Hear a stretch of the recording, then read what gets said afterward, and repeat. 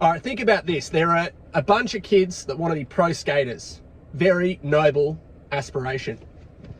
Then at the other end of the classroom, the schoolyard, you might have your kids that are pretty cluey with tech drawing, mathematics. They want to be town planners, get into that urban design space. If you think about it, there are skaters that really appreciate town planning. And imagine if there were more town planners that were skaters. Imagine the world we'd live in. I've come pretty close to realising what that would look like out in northwestern Sydney, up in Ryde area.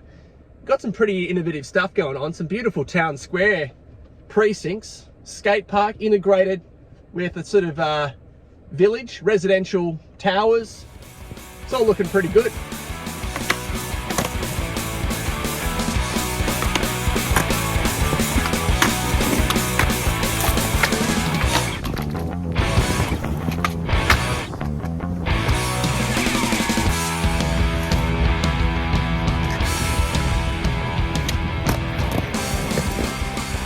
What's really exciting is you've not only got these quality sanctioned facilities cropping up thanks to our suburban councils here in Sydney and other parts of Australia, but then you've also got DIY skate facilities cropping up, these incredible ghetto facilities on old concrete slabs of disused petrol stations and the like.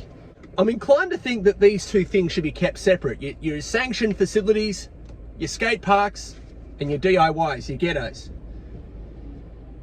And while I think skaters should have some input on the urban design aspect of the former, I almost think that the DIY should be kept out of it in a way. You want to keep it nice and slick. You want to keep it, you know, friendly for the locals, the non-skating residents. So you can imagine I looked like a bit of a gronk when I was skating a dislodged bus sign here in Ryde. It looks a little bit threatening.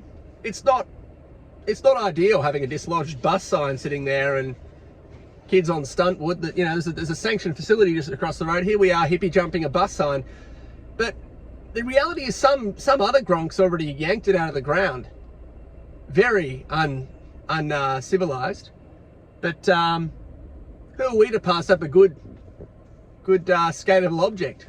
So long as you put it out, hippie jump it, whack it back around the corner so it's a bit out of the way. You've got young kids, we've got more elderly residents around here. We've got to respect the space. So respect your carefully designed urban facilities. Go nuts at your DIY gear out there out in the more sort of rough areas.